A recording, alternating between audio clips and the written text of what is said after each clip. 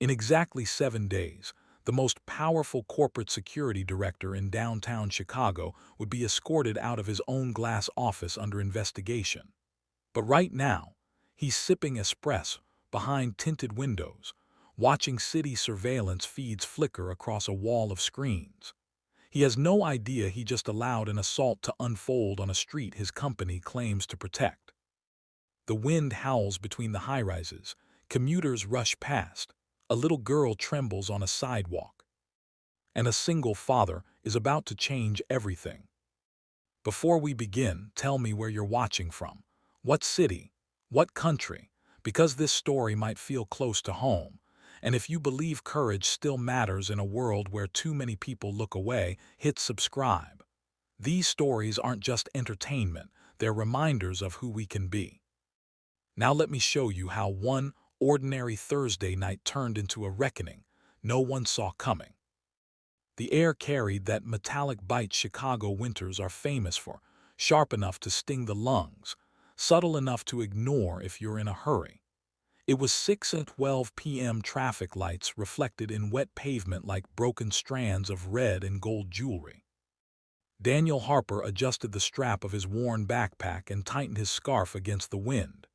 His 8-year-old son, Ethan, skipped beside him, boots splashing through shallow puddles. Daniel had just clocked out from a 10-hour shift at the warehouse. His shoulders ached. His fingers were still numb from unloading freight in the loading docks. But when Ethan looked up at him with bright, expectant eyes, Daniel smiled as if the day hadn't drained him dry. "Did you finish your math worksheet?" Daniel asked. "Yep, and Mrs. Allen said my handwriting is improving." Ethan grinned. Daniel ruffled his son's hair. "That's my guy." 3 years ago, laughter like this had been rare. The hospital room still haunted him in quiet moments, the beeping monitors, the sterile smell, the doctor's gentle but devastating words. Cancer had taken his wife in 8 brutal months.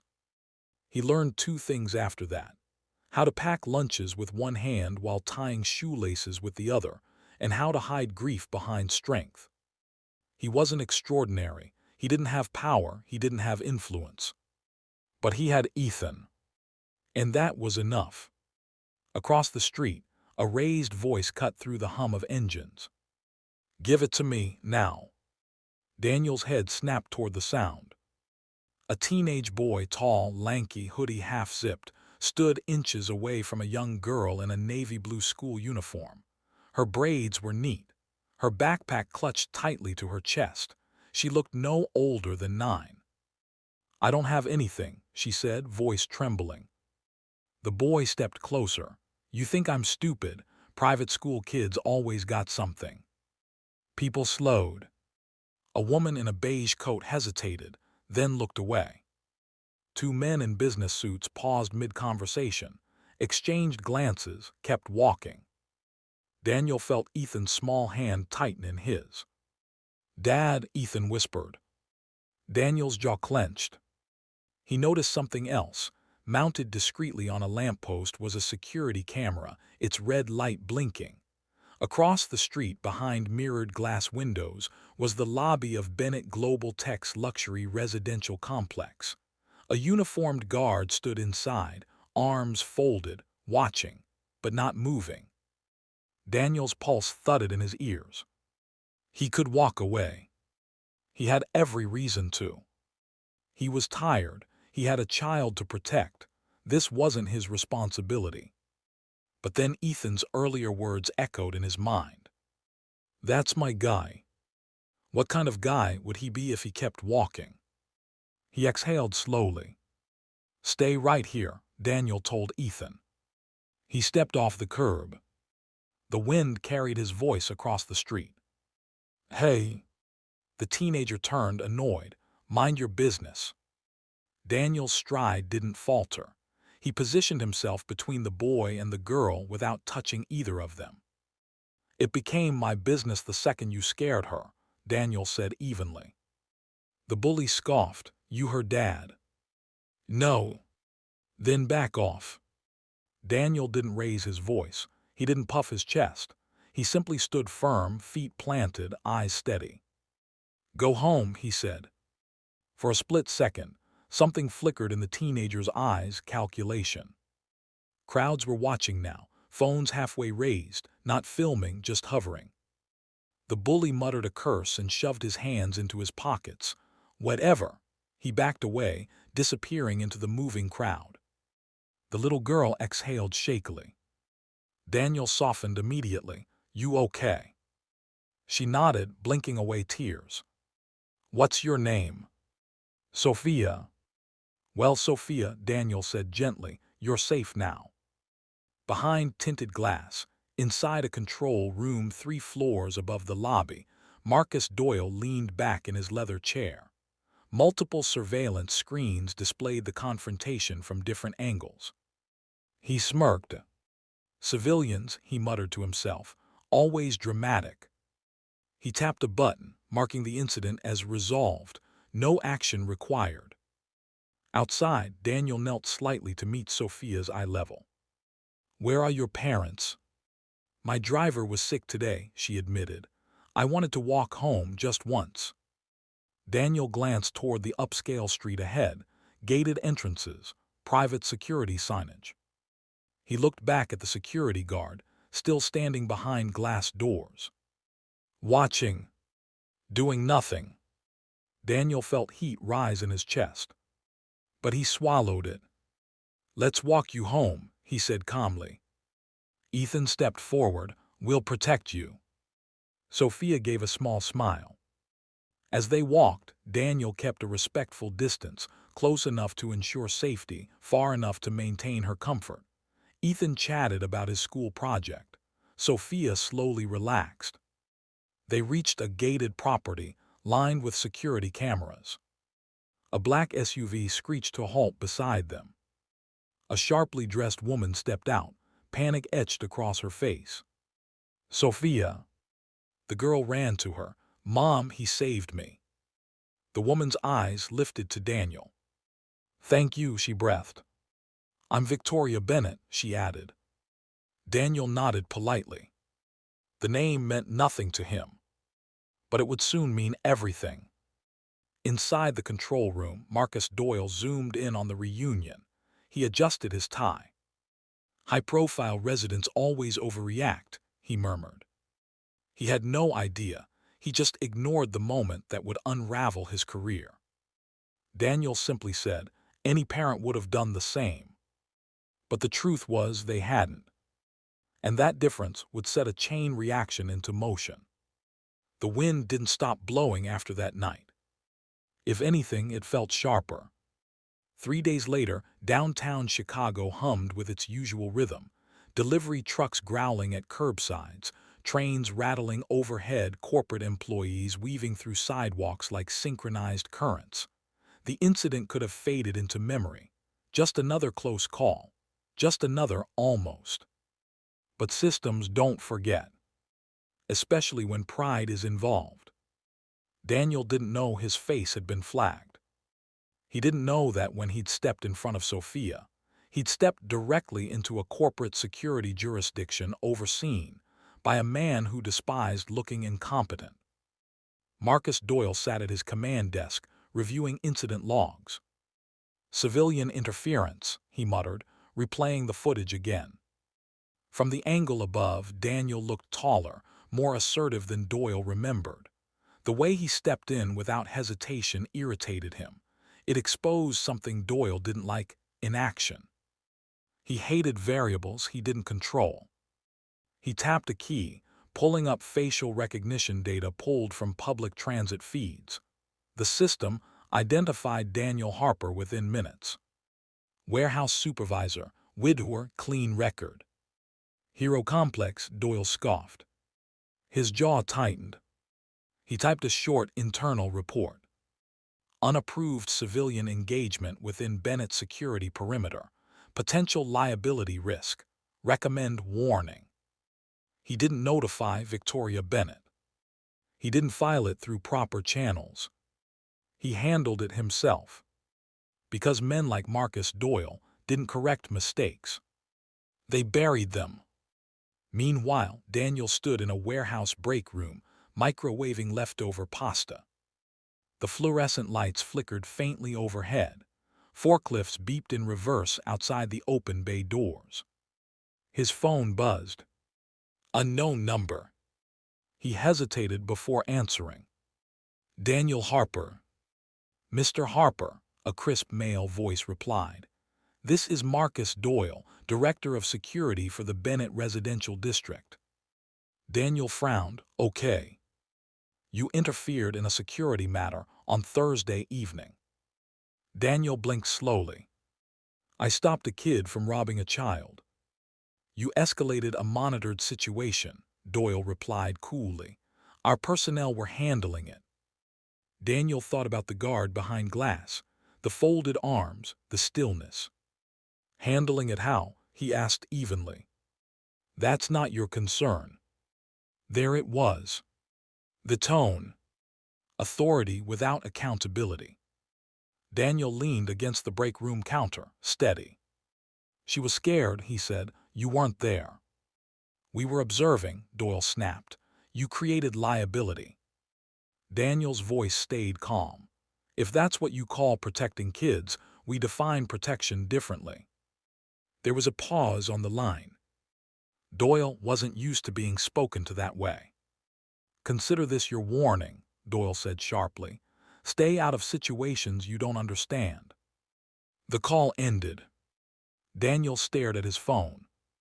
He didn't feel intimidated. He felt disappointed. That night, as he tucked Ethan into bed, he replayed the conversation in his mind. Ethan looked up at him. Dad, are you in trouble? Daniel smiled gently. No, buddy. Sometimes people don't like being reminded of what they should have done. Like when you forget to take the trash out, Ethan grinned. Daniel chuckled, exactly like that. But inside, something unsettled him. The security director's tone wasn't about policy. It was about ego. 2 days later, escalation arrived. Daniel left work early to attend Ethan's school assembly. He'd switched shifts with a coworker, something he rarely did. As he exited the warehouse parking lot, a city patrol car pulled in front of him, lights flashing. He frowned. He wasn't speeding. 2 officers approached his window. Daniel Harper. Yes. Step out of the vehicle. Ethan's empty booster seat sat in the back. Daniel's stomach tightened. What's this about? We received a report of aggressive behavior involving a minor last week. Daniel felt cold. A report, he repeated. You're being asked to answer questions. Pedestrians slowed to watch. Forklift operators paused near the warehouse gate. Daniel stepped out calmly. I intervened in a robbery, he said steadily. That's the incident. Sir, we're not debating it here, one officer replied. They didn't cuff him, but they made sure everyone saw him standing beside a patrol car. Public. Exposed. Embarrassing. From across the street, a black SUV idled quietly. Marcus Doyle sat in the passenger seat. Watching. Satisfied. He hadn't filed charges. He'd simply requested clarification from local authorities, framing Daniel as an unpredictable civilian who inserted himself into a sensitive situation. He wanted a message sent. Stay in your lane. The questioning lasted 40 minutes. Daniel answered every question calmly. No raised voice. No defensiveness. Just facts. When the officers realized the report lacked substance, they released him. One officer quietly muttered, "Sorry about this." Daniel nodded. He wasn't angry at them.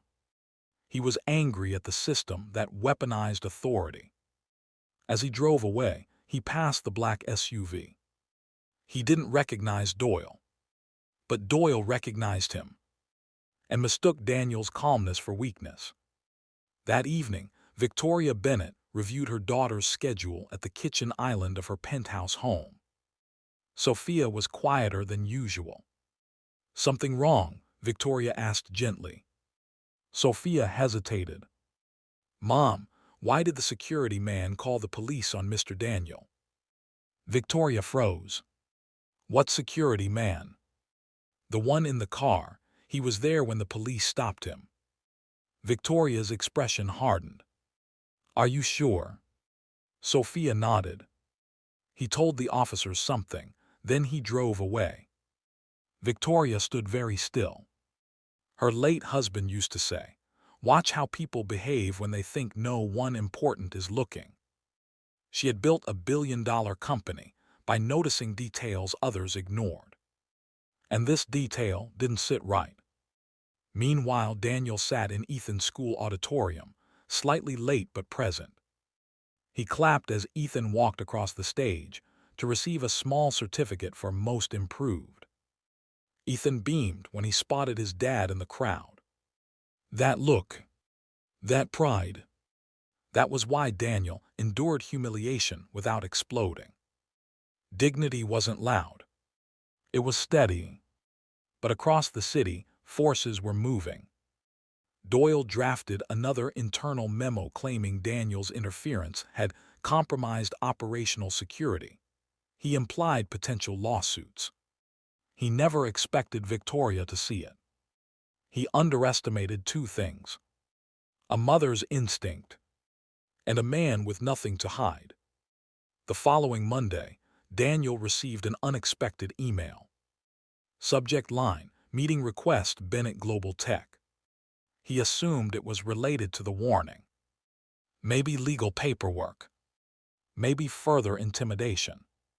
He didn't know that Victoria Bennett had personally requested the footage. And she didn't like what she saw. The guard standing still. The escalation call. The patrol car. Her jaw tightened. Get Marcus Doyle in here, she said calmly. In the hallway outside her office, executives walked quickly, unaware of the storm forming behind glass doors. Marcus Doyle adjusted his cufflinks confidently. He believed he was protecting corporate image. He believed he controlled the narrative. He had no idea the footage showed not just Daniel's courage, but his own negligence and arrogance. That afternoon, Daniel stepped into the gleaming lobby of Bennett Global Tech for the first time. Marble floors, polished chrome, floor-to-ceiling windows. He felt underdressed in his warehouse jacket. The receptionist offered a polite smile. "Mr. Harper, Ms. Bennett will see you shortly." Daniel exhaled slowly. Whatever this was, he would handle it the same way he handled everything else. With calm, with honesty, with dignity. Upstairs, Marcus Doyle stood in Victoria Bennett's office, explaining confidently. He was an unpredictable civilian, Victoria. Liability risk. Victoria didn't interrupt. She simply turned the monitor toward him. Paused footage. Zoomed frame. The security guard. Arms folded. Inactive. Then she hit play. Daniel stepping in. The bully backing away. Sophia safe. Victoria's voice was quiet. "Explain to me," she said, "why the only person protecting my daughter wasn't on my payroll." Marcus felt something shift. For the first time. Uncertainty. The elevator ride to the 42nd floor felt longer than it should have. Soft instrumental music played overhead. The walls were mirrored, reflecting Daniel from every angle: warehouse jacket, calloused hands, posture straight but unassuming. He didn't belong here. At least that's what the polished floors and tailored suits suggested. But Daniel had learned something after losing his wife. Grief strips away illusions. Status, titles, wealth, they didn't make hospital rooms quieter. They didn't stop beeping monitors. Character did. And character didn't change, depending on the building you stood in. The elevator doors opened. A glass hallway stretched ahead, framed by minimalist art and quiet authority. Through the far wall, The Chicago skyline shimmered against gray skies. "Mr. Harper," a receptionist asked softly. "Yes. Miss Bennett is expecting you." Daniel followed her past conference rooms where executives spoke in hushed tones. Inside one of those rooms, Marcus Doyle stood rigid, trying to mask the tension creeping into his jaw. Victoria Bennett didn't rush decisions. But when she did make them, they were irreversible. Victoria's office was spacious but not extravagant, clean lines, no clutter, a long walnut desk, family photos placed deliberately not as decoration but as reminder. Sophia's school portrait sat near the monitor. Daniel paused at the doorway. Victoria stood. She didn't extend her hand immediately. Instead, she studied him. "Mr. Harper," she said evenly, "thank you for coming." Daniel nodded politely. "Of course." Marcus shifted in his seat. Victoria gestured toward the chair opposite her desk. "Please sit." Daniel sat, hands resting loosely in his lap. Marcus watched him carefully, waiting for nervousness. There was none. Victoria tapped her keyboard. The wall monitor lit up. Surveillance footage filled the screen. Daniel recognized the scene instantly. The confrontation. The shove. The stance. The still guard. The police car days later. Marcus inhaled slowly. Victoria didn't look at him. She looked at Daniel. "Walk me through what happened," she said. Daniel did. No dramatics. No self-praise.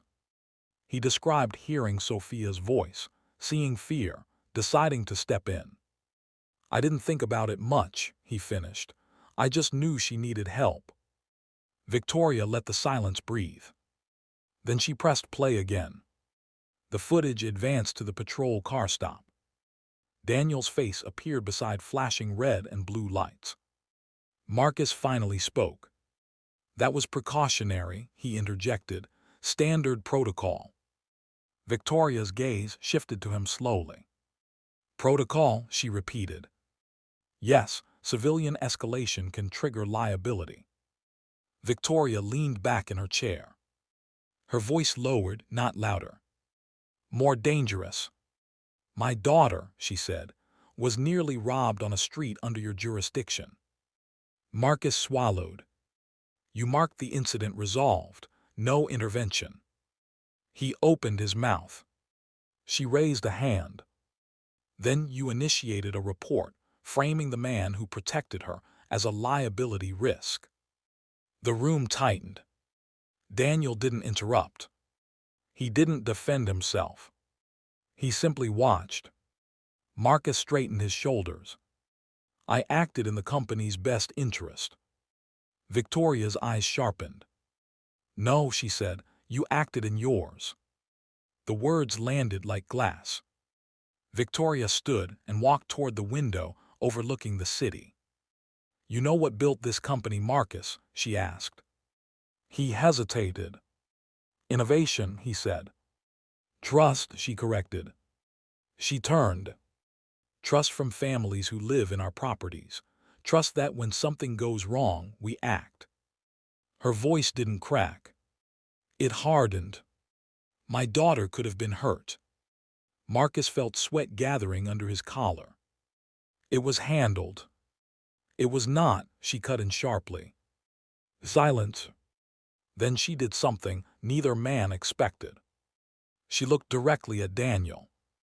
"Mr. Harper," she said, "are you currently satisfied with your job?" The question caught him off guard. "Yes," he answered carefully. "It provides for my son." That wasn't the question. Daniel paused. Satisfied. He thought of overtime shifts, missed school events, tuition he postponed finishing. "I'm grateful," he said finally, "but I have goals I haven't reached yet." Marcus frowned. Victoria nodded slowly. She walked back to her desk. "Bennett Global Tech is expanding its logistics division," she said. We require leadership with integrity." Marcus blinked. "Victoria." She ignored him. She slid a folder across the desk toward Daniel. Inside, managerial position, logistics operations salary increase, flexible scheduling, full tuition sponsorship. Daniel stared at the paper. His pulse thudded in his ears. "This isn't charity," Victoria said calmly. "This is investment. I researched your employment history, perfect attendance, zero disciplinary reports, commendations for resolving team conflicts." Marcus's face paled. "You ran background checks?" he asked quietly. Victoria didn't look at him. "I always do." She turned to Daniel. "You acted when my security director didn't. That matters to me." Daniel swallowed. "I didn't expect anything," he said. "I know," she replied. "And that was the point. Did you see that coming?" That look on Marcus's face, that's the moment power shifts. That's realization without control. What do you think is going through his mind right now? Let us know below. Marcus cleared his throat. "Victoria, with respect, this sets a dangerous precedent, rewarding civilians." She faced him fully now. "No," she said, "correcting leadership sets precedent." Her voice dropped to steel. "Effective immediately. You are placed on administrative leave pending internal review." The words were surgical. Precise. Marcus felt the room tilt. "You're suspending me," he whispered. "For negligence, for misuse of authority, and for exposing this company to reputational risk." His confidence fractured. "You can't." "I can." Security entered quietly at her signal. The irony did not escape him. Marcus Doyle, director of security, was escorted out under watch. Employees in the hallway froze as they saw him pass. Whispers spread like sparks. Daniel sat still, absorbing everything. Victoria exhaled once the door closed. "I apologize," she said softly, "for what you experienced." Daniel shook his head. "You don't owe me that." She met his eyes. "No, but leadership does." Within hours, an internal audit was launched. Footage from the previous 6 months was reviewed. Patterns emerged. Ignored incidents. Delayed responses. Civilian complaints minimized. Marcus hadn't just failed once. He built a culture of passive observation disguised as control. Victoria called an emergency executive meeting. "Effective today," she announced, "our security protocols are under restructuring. Civilian safety is not optional, it is priority." Board members nodded gravely. News hadn't reached the media yet. But inside the building, shockwaves were rippling. Victoria turned back to Daniel. "You don't have to answer now," she said, gesturing to the offer letter. "Take time." Daniel looked down at the page again. He thought of Ethan's assembly. The patrol car lights. The way Sophia's hands trembled. He looked up. "If I accept," he said carefully, "it's because I believe in earning what I'm given." Victoria smiled faintly. "That's exactly why I'm offering it." He extended his hand. This time she shook it. Not as a billionaire CEO, but as a parent. Marcus stood in the lobby, stripped of access credentials. Employees avoided eye contact. His phone buzzed, HR notification. Administrative review initiated. He stared at the glass doors. For the first time in years, he wasn't in control. And somewhere deep down he realized. The problem was Daniel. It was that Daniel had exposed him simply by doing what was right. Inside the office, Victoria watched Daniel leave. Sophia peeked around the corner from the adjoining lounge. "Is he okay?" she whispered. Victoria knelt beside her daughter. "He's better than okay," she said. He's brave. The city outside kept moving. Cars honked. Trains rattled. But something fundamental had shifted. One act of courage had cracked open a system built on complacency. And the reckoning was just beginning. The news didn't break publicly that day. But inside Bennett Global Tech, it detonated like a silent bomb. At 9:00 a.m. sharp the following morning, an internal email landed in every employee's inbox. Subject: Immediate Leadership Review, Security Division effective immediately. Director Marcus Doyle has been placed on administrative leave pending investigation into operational failures and misuse of authority. Victoria Bennett, CEO. In corporate culture, words are weapons. Operational failures. Misuse of authority. That wasn't vague. That was deliberate. Whispers moved faster than official memos. He got walked out. Something about a resident's kid. I heard police were involved. Managers avoided eye contact with one another. The security team stood straighter, suddenly aware that cameras weren't just tools, they were evidence. Inside the executive conference room, Victoria sat at the head of the table. The large screen displayed a timeline. Incident 1. Delayed response to altercation near Gate C. Incident 2. Complaint of intimidation by off-duty security staff. Incident 3. Sophia Bennett confrontation. No intervention logged. The room was quiet. Victoria spoke evenly. This is not about one mistake, it's about a pattern. She turned to the head of HR. How many civilian complaints were downgraded under Marcus's discretion? The HR director swallowed. 14 in the last 6 months. 14. 14 moments where someone needed help. 14 moments reduced to paperwork. Victoria's voice sharpened. That ends now. Daniel didn't feel like a hero. He felt overwhelmed. He sat at his kitchen table that evening, the offer letter spread before him. Ethan colored beside him, humming softly. You're thinking hard, Ethan observed. Daniel smiled faintly. Yeah. About the lady's job. Daniel nodded. Ethan tilted his head. Is it scary? Daniel considered that. Yes. Leaving familiarity was scary. Stepping into glass offices and boardrooms where he didn't fit was intimidating. But staying small out of fear, that scared him more. A little, Daniel admitted, but sometimes scary means growth. Ethan grinned, like when I learned to ride my bike. Exactly like that. Daniel folded the letter carefully. He wasn't accepting it because it was handed to him. He was accepting it because he earned the opportunity. That difference mattered. Across the city, Marcus Doyle sat in his high-rise apartment, staring at the Chicago skyline. His phone buzzed relentlessly. Calls from colleagues, a text from a board member requesting documentation, a message from legal counsel advising silence. He replayed the footage in his mind. Daniel stepping forward. The police stop.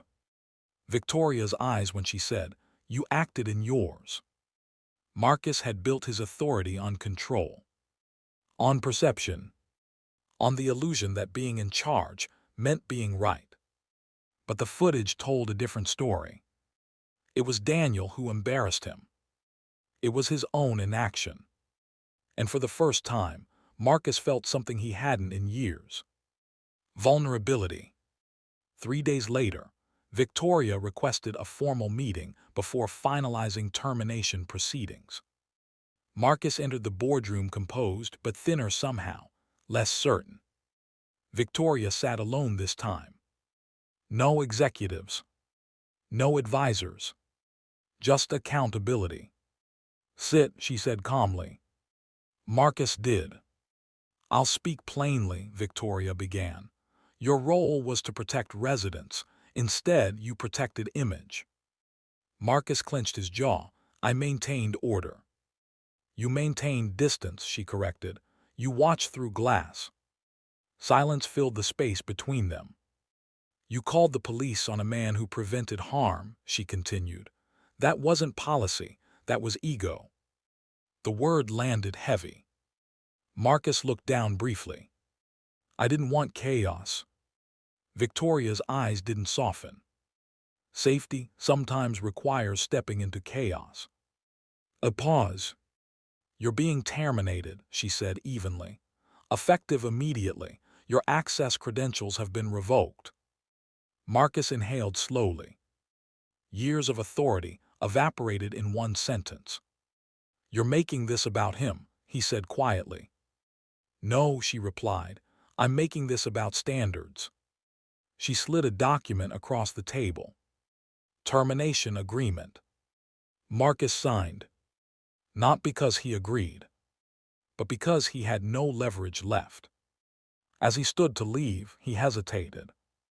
Do you think one civilian changes anything? He asked bitterly. Victoria met his gaze. He already has. The consequences didn't stop at one termination. Victoria initiated a third-party audit of all security operations. Every camera log reviewed. Every complaint revisited. Independent oversight introduced. New hearing criteria implemented. Not just credentials, but demonstrated community engagement. The lobby guard who stood idle during Sophia's incident was retrained under new protocols requiring active intervention thresholds. No more observe only. Action became mandatory. A town hall meeting was scheduled for residents. Victoria stood at a podium in the atrium, press not yet invited. This company exists because you trust us, she said to the gathered families. We failed to uphold that trust in one critical moment. We are correcting that failure. Parents listened. Some nodded. Some looked skeptical. But no one could accuse her of silence. Daniel attended quietly in the back. He hadn't expected to be recognized. But Sophia spotted him instantly. She ran over. You came. Daniel smiled, couldn't miss it. Victoria noticed him. In the middle of her address, she paused. There is someone here, she said, who reminded us what courage looks like. Heads turned. Daniel froze. She gestured toward him. This man stepped in when others didn't, not for recognition, not for reward, but because it was right. The room filled with applause. Daniel's ears burned. He didn't step forward. He simply nodded once. Dignity didn't need a spotlight. Within days, word spread beyond the building. Industry blogs caught wind of executive termination following internal safety failure. Business analysts speculated. Competitors watched. Victoria didn't spin the narrative. She owned it. Transparency became strategy. Inside the company, morale shifted. Employees who had previously stayed silent about minor issues now spoke up. Anonymous reporting lines saw increased usage. Security personnel underwent de-escalation and intervention training. The message was clear. Watching isn't enough. One evening, Daniel received a call from Victoria. I wanted to inform you personally, she said, that the termination is finalized. Daniel was quiet for a moment. I didn't want anyone fired, he admitted. I know, she replied, but accountability isn't revenge, it's responsibility. He nodded, though she couldn't see him. How's Sophia? He asked. She asked if Ethan can come over this weekend. Daniel smiled. I think he'd like that. As the call ended, Daniel stood by his apartment window. City lights flickered below. He didn't feel powerful. He felt steady. He had simply refused to look away.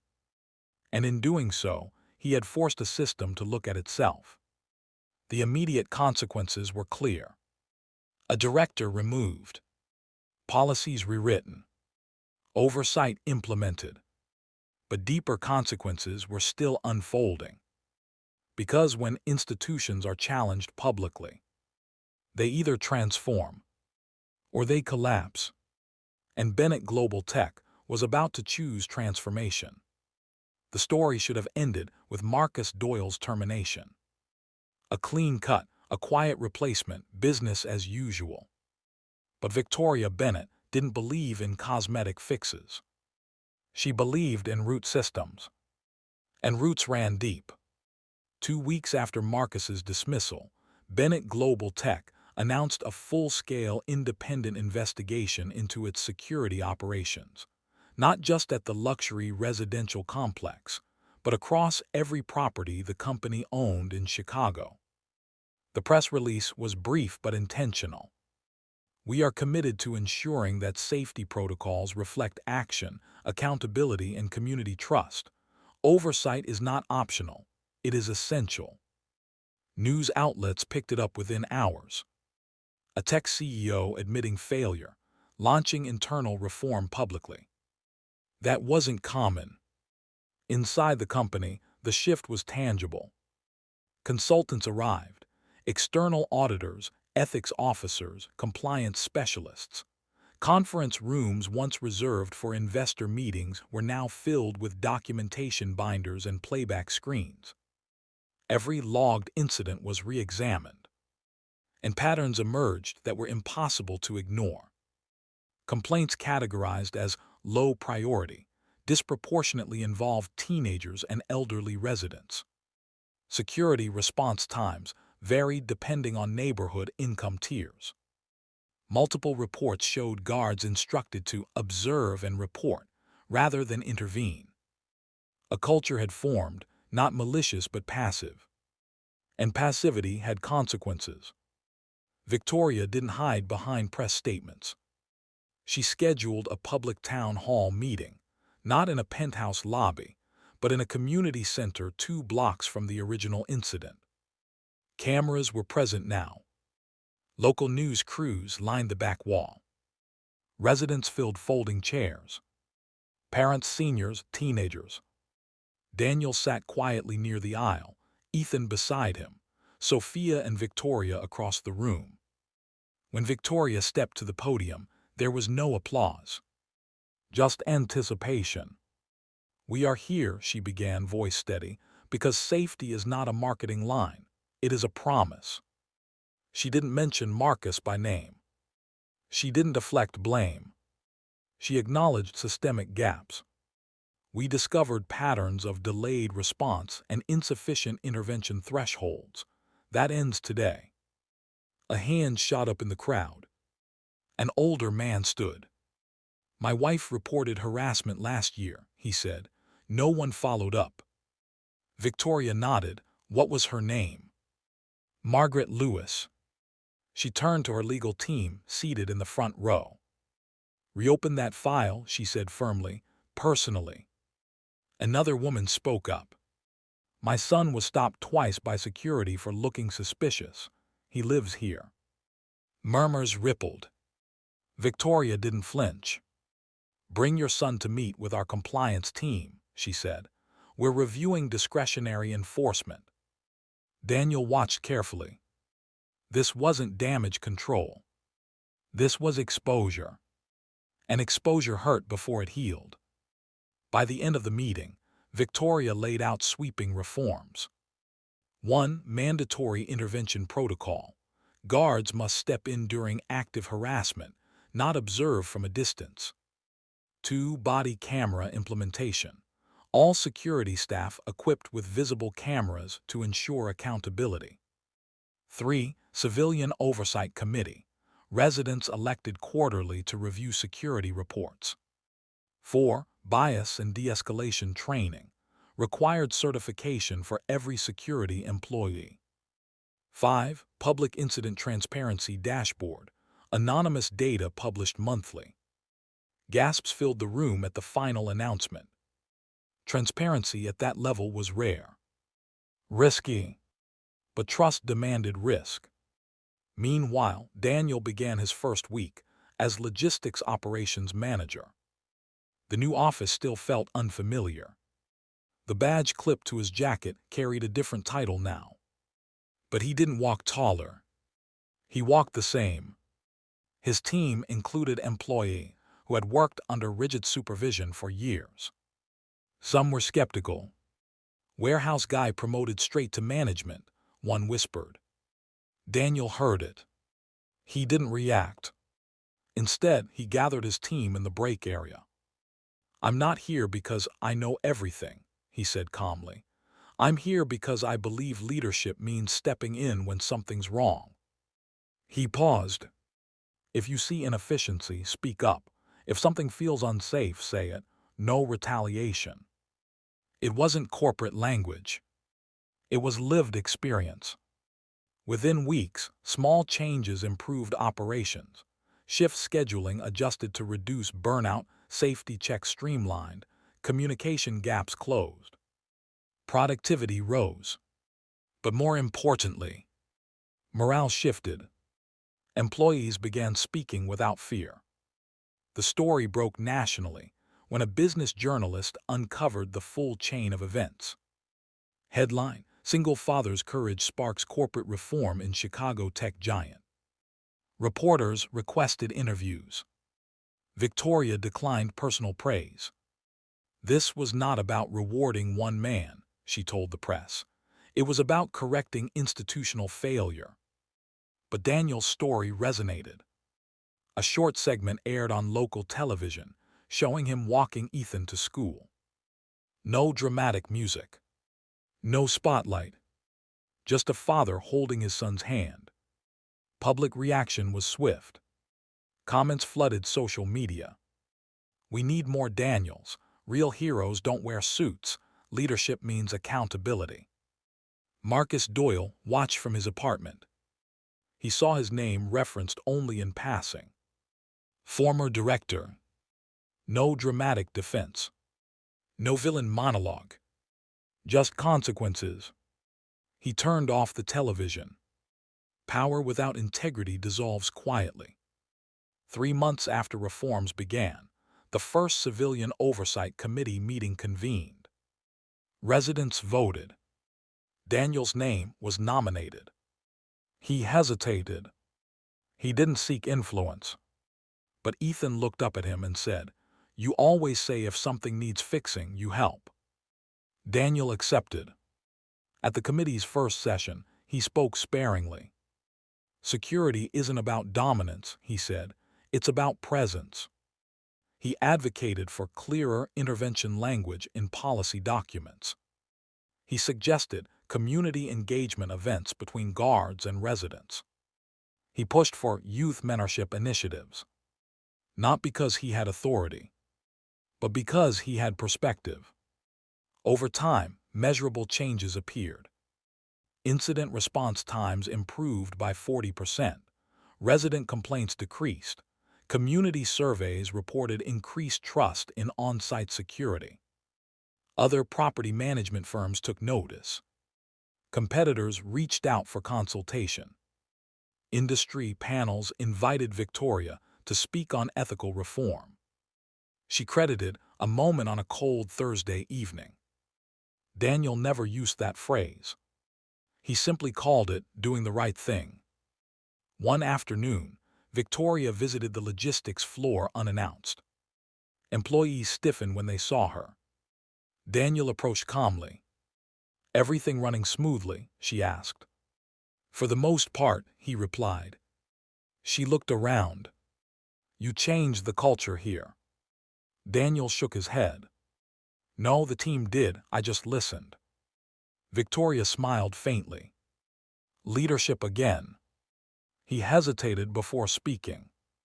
"You didn't have to go public with the reforms," he said. "Yes, I did," she replied. "Why?" She met his eyes. "Because my daughter was watching."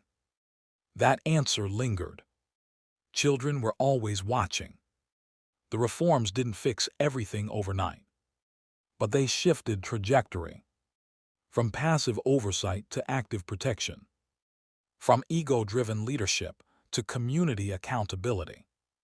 From image management to trust building. And it all traced back to a single moment when a father chose not to look away. But reform doesn't end at policy. It lives in legacy. And that legacy was just beginning to unfold. Winter softened into spring. The sharp Chicago wind gave way to cautious warmth. Snow melted into small rivers along the curbs, and the city felt lighter, as if something heavy had shifted beneath its surface. Reform had begun inside Bennett Global Tech.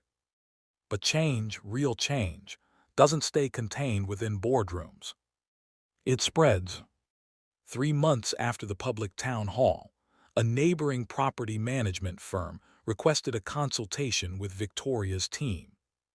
6 months later, 2 more firms followed. Industry panels invited Victoria to speak, not about innovation, not about quarterly growth, but about accountability. During one conference, under bright stage lights, she said something that silenced the room.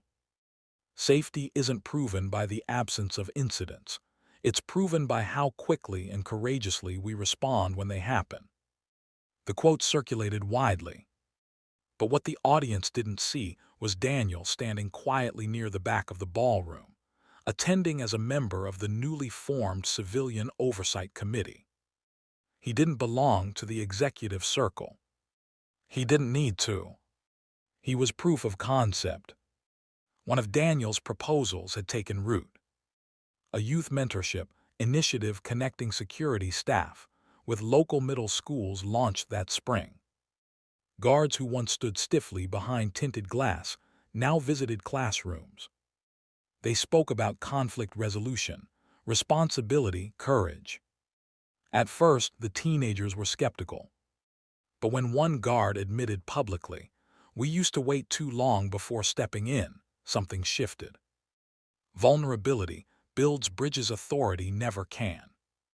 Daniel attended the program's first event with Ethan and Sophia. In the school gymnasium, folding chairs lined the polished floor. A banner read, "Community protection begins with us." Sophia squeezed Ethan's hand. Ethan whispered, "Dad, they're talking about you." Daniel looked up at the speaker, a newly appointed head of security, who said, "This entire program began because someone reminded us that watching isn't enough." Daniel's face warmed. He didn't step forward. He didn't wave. He just listened. Because change wasn't about being seen. It was about seeing others. Across town, Marcus Doyle had taken a consulting role for a smaller firm. The pay was lower. The influence smaller. He had options, connections still lingered, but his reputation carried a footnote now. In one private meeting, a junior manager asked him, "What went wrong at Bennett?" Marcus paused longer than expected. He thought of the footage. Of Daniel standing firm.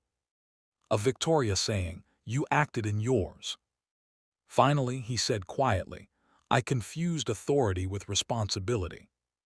It was the first honest sentence he'd spoken about it. Even fallen systems can produce reflection. The friendship between Ethan and Sophia blossomed naturally. They met for homework sessions, played in parks without security escorts hovering nearby. Sophia once asked Daniel, "Were you scared that night?" He crouched to her eye level. "Yes," he said honestly. "Then why did you do it?" He smiled gently. "Because being scared doesn't mean you step back. It means you step forward carefully." Sophia nodded slowly, absorbing the lesson. Children remember moments adults forget. And that Thursday evening had etched itself into both their lives. By summer, measurable transformation extended beyond Bennett properties. City officials cited the reform model when updating local commercial security guidelines. A city council subcommittee invited Victoria and Daniel to speak about corporate accountability and community partnership. The hearing room felt formal, Wood-paneled walls, microphones, rows of observers. Daniel wore his only suit. He wasn't there to accuse. He wasn't there to boast. He spoke simply. Most people want to help. They just need systems that support action instead of silence. Council members nodded. One asked, "What would you tell someone who sees wrongdoing but fears consequences?" Daniel thought of the patrol car lights, of Ethan watching, of Sophia's trembling voice. "I'd tell them," he said steadily, "that dignity costs less than regret." The room fell quiet. That quote traveled too. Late one evening, Victoria stood alone in her office overlooking the skyline. Chicago glittered below. Daniel knocked softly. "You wanted to see me." She gestured for him to enter. "I wanted to thank you again," she said. "You already did," he replied. "No," she corrected, "not for my daughter." She walked toward the window. "For reminding me why I built this company." He frowned slightly. "When my husband died," she continued, "I told myself success would protect Sophia, wealth would shield her." She turned. "But you showed me protection isn't about walls, it's about people." Daniel didn't respond immediately. He wasn't used to being the one others learned from. "I just did what any parent should," he said. Victoria shook her head gently. Many didn't. The truth hung between them. A year after the incident, the anniversary passed quietly. No press release. No ceremony. Just routine life. But the effects were visible. Security training modules adopted by multiple firms citywide. Civilian oversight committees replicated in 3 other districts. Youth mentorship expanded to 4 schools. Incident response transparency dashboards praised by watchdog groups. And inside a modest apartment not far from downtown, Daniel framed his business degree, completed through the tuition program Victoria had offered. Ethan helped hammer the nail into the wall. "You did it," Ethan said proudly. Daniel smiled. "We did it." Because courage doesn't just change institutions. It changes households. It teaches sons what strength looks like. It teaches daughters what safety should feel like. One evening, walking home from the grocery store, Daniel noticed a small commotion near a bus stop. 2 teenagers arguing loudly. People slowing down. Watching. He felt Ethan's hand tighten around his. A familiar silence fell across bystanders. Daniel didn't hesitate. He stepped forward calmly. "Hey," he said evenly. The tension diffused quickly, voices lowered under steady presence. No police. No escalation. Just intervention. As they continued walking, Ethan looked up. "You didn't even think about it." Daniel smiled. "I don't need to anymore." Courage had become instinct. Not because of reward, but because of identity. The city kept moving. Cars honked. Trains rattled. Life remained imperfect.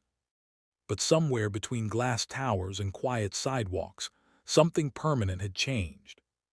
People had seen what was possible.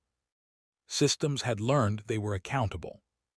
And 2 children were growing up believing courage was normal. That may have been the greatest reform of all. There's something about city lights at night. From a distance they look perfect, orderly grids of gold and white stretching into darkness. But up close, every window holds a different story. Some glow with celebration. Some flicker through uncertainty, some stay dark. On that cold Thursday evening months ago, the city looked the same as it always had. Cars honking, people rushing, security cameras blinking. Nothing extraordinary. And yet everything changed.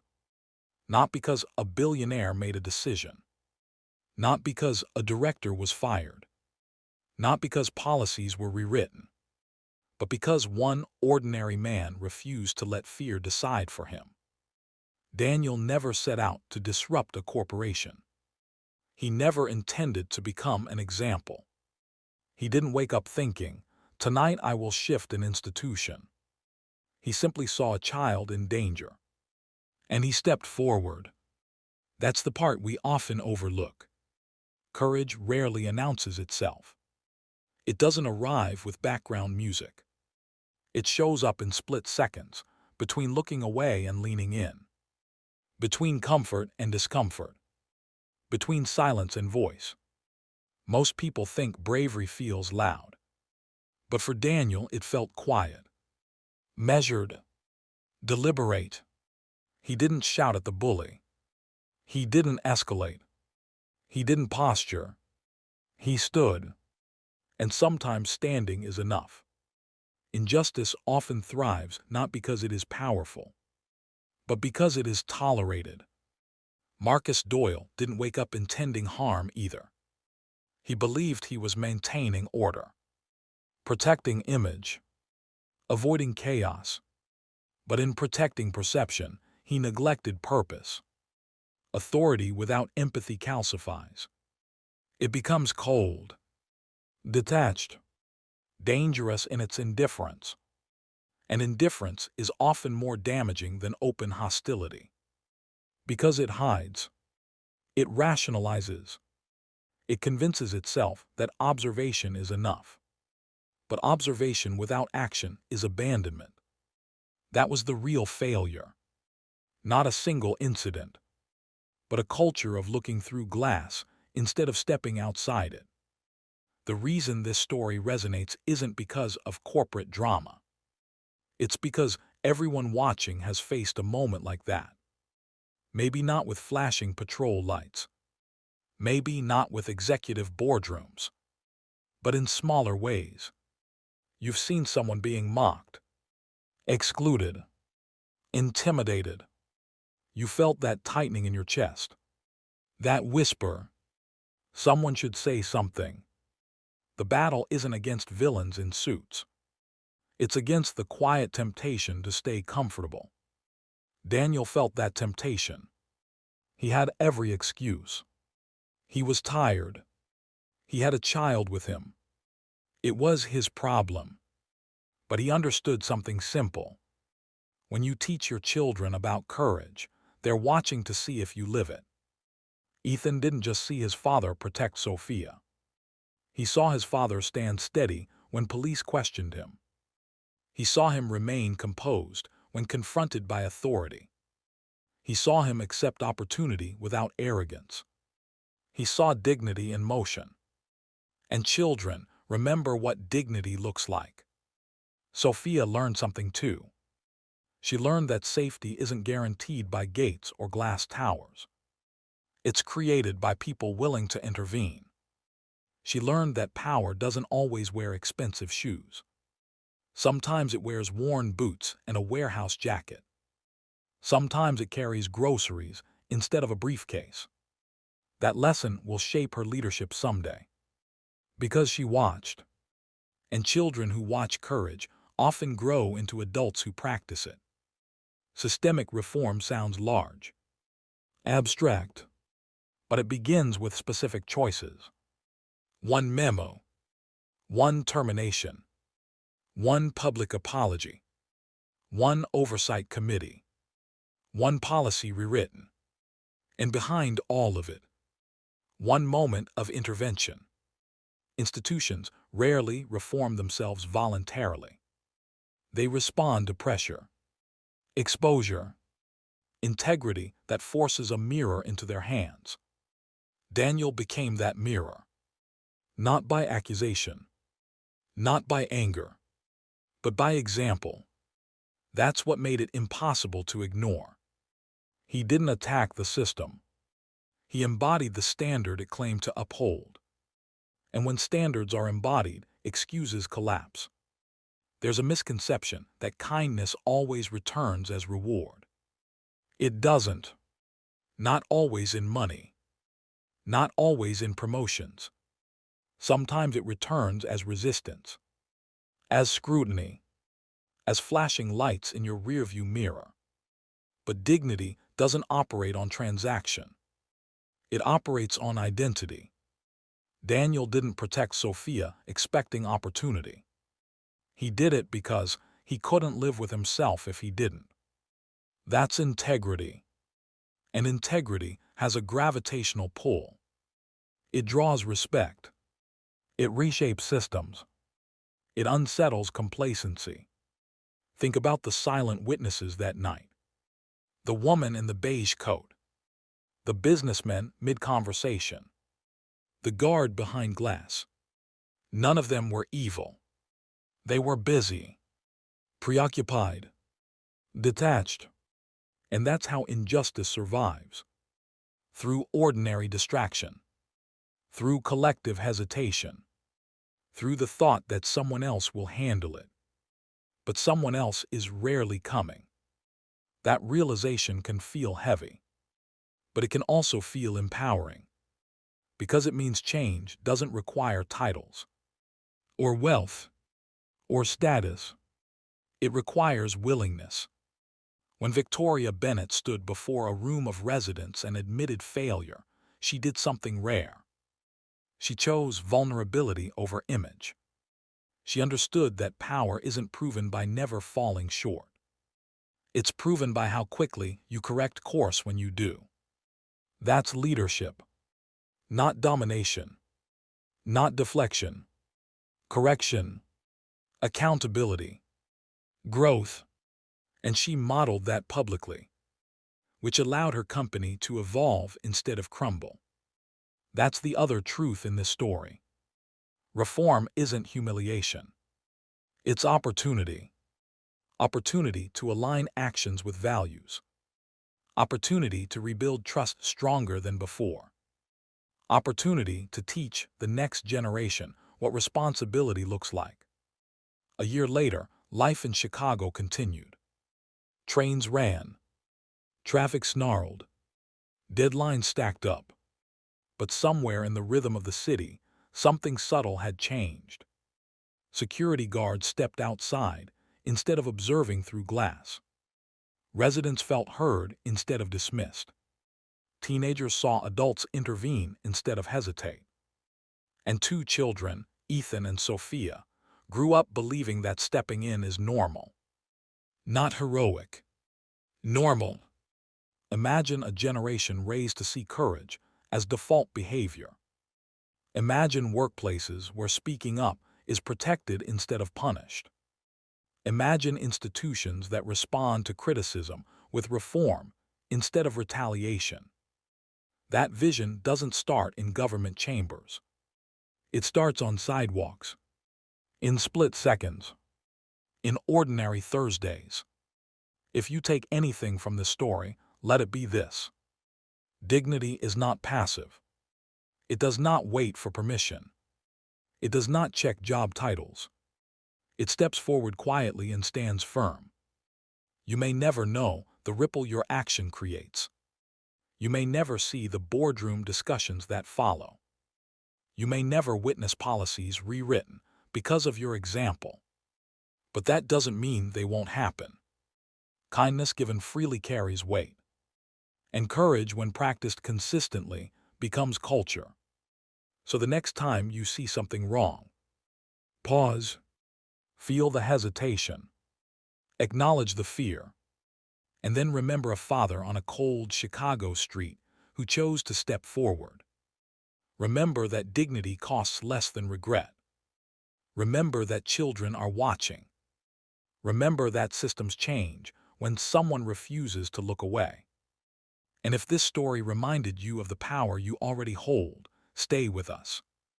Because there are more stories like this. Stories where ordinary people reveal extraordinary character. Stories that prove justice isn't abstract, it's actionable. Stories that remind us who we can be when we choose courage over comfort.